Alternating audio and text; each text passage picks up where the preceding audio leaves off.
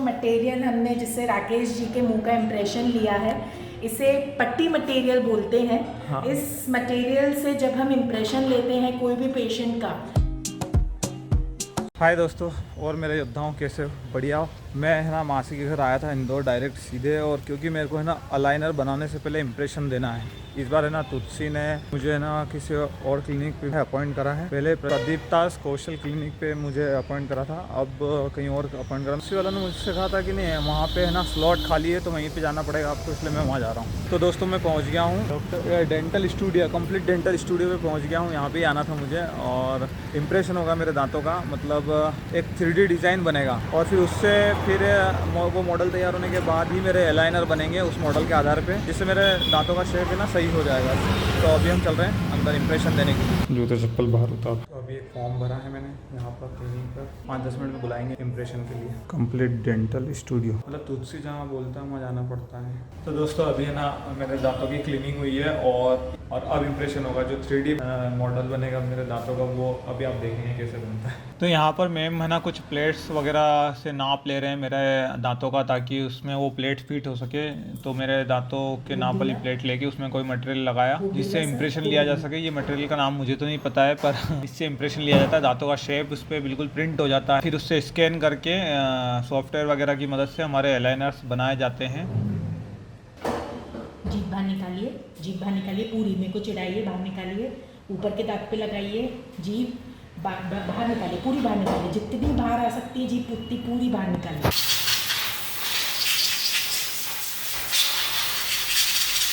Already परेशान हो चुके हो? नहीं अभी एक एक्सरे और बाकी है। मैम अभी क्यों हो रहा है ये? अब आपका फाइनल इम्प्रेशन हम भेज रहे हैं कंपनी में, तो अब आप और परेशान ना हो, अब आपका एक बार में पूरा काम हो जाए, इसीलिए एक्सरे लिया जा रहा है।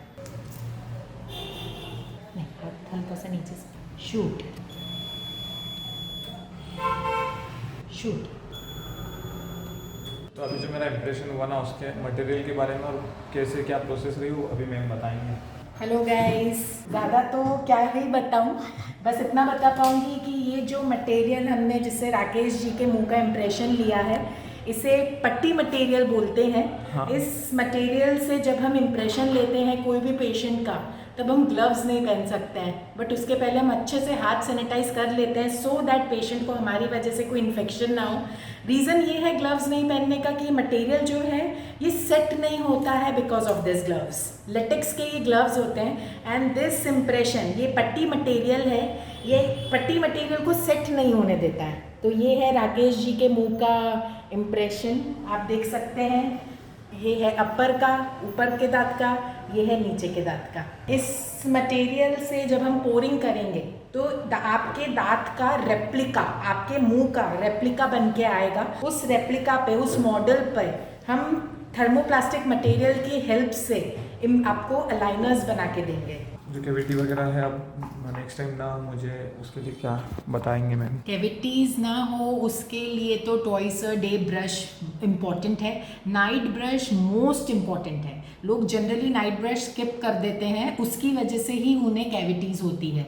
Thank you ma'am. अच्छा मैम, मेरे व्यूवर्स को ब्रश करना भी सिखा दीजिए अगर किसी को नहीं आता हो। वैसे तो सब समझदार है। तो ब्रश आप कोई भी कंपनी का ले सकते हैं। ब्रिसल्स सॉफ्ट होने चाहिए, ब्रिसल्स शुड बी सॉफ्ट। लोग जनरली हार्ड ब्रिसल्स यूज़ करते हैं, जिसकी वजह से वो अपने ऊपर के दांतों की जो सरफेस रहती है, आउटर मोस्ट लेयर, उसे घिस लेते हैं, एंड उन्हें और प्रॉब्लम क्रिएट होने लगती है। तो ब्रश कोई भी कंपनी का चलेगा, ब्रिसल्स शुड बी सॉफ्ट। मटर के दाने जितना बस पेस्ट लेना है, पी साइज पेस्ट, कोई भी कंपनी का पेस्ट चलेगा। ब्रश को कैसे रखना है? 45 डिग्री एंगल पर रखना है। ब्रश को ना ही आप परपेंडिकुलर रखेंगे ना ही पैरेलल, इसको 45 डिग्री एंगल पर रखेंगे, सो दैट गम और टीथ के बीच में हमारे ब्रिसल्स जाएंगे। एक बार में 2 से 3 बार to and fro motion swipe up. जहाँ से हम खाना चबाते हैं वहाँ पे या तो या तो टू एंड फ्रो या circular. Then 45 degree angulation, to and fro motion swipe up. Vertical strokes या तो horizontal strokes. Then 45 degree angulation, to and fro motion swipe up. Upper के दांत के लिए हम कैसे करेंगे? 45 degree angulation, to and fro motion swipe down. 45 degree angulation, to and fro motion swipe down. Vertical strokes. Brush कितनी देर करना है?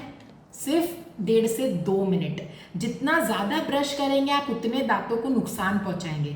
तो जो ड्यूरेशन है वो सिर्फ 2 मिनट होना चाहिए। मटर के दाने जितना बस पेस्ट लेना है। सबसे इंपॉर्टेंट टिप अगर मैं आपको दूंगी तो वो दूंगी कि night brush is a must. लोग नाइट ब्रश जो स्किप करते हैं उसी की वजह से उन्हें टीथ या गम्स इश्यूज होते हैं। Thank you so much. Okay, thank you Rakesh ji. अब मैं जा रहा हूँ, मेरे पास केवल 15 मिनट बचे हैं रेलवे स्टेशन में पहुँचने के लिए। हर बार जल्दी करना पड़ती है। अगर मुझे ऑटो नहीं मिला ना तो मुझे रात को 8 बजे तक यहीं बैठना पड़ेगा। बहुत बुरा लग रहा है मेरे को। ट्रेन निकल गई है, अब रात को 9:30-10 बजे पहुँचूँगा। अभी मैं मासी के यहाँ पे ना 1 घंटे सोया और उठ के आ गया हूँ। दवाई लेने जा रहा हूँ मैं दवा बाज़ार अब, क्योंकि मैं छूट तो गई है ट्रेन, अब मैं उधर चला जाता हूँ। पर पता नहीं क्यों ऐसा लग रहा है जैसे बस सब जीने की इच्छा ही ख़त्म हो गई हर चीज़ से। बहुत एनर्जी लूज़ फील कर रहा हूँ, मन ही नहीं कर रहा कुछ करने का। पर पता नहीं क्यों जिए जा रहा हूँ मैं। फिर मोबाइल भी डिस्चार्ज होने वाला, फिर घर मिलेंगे अब शायद। ठीक है।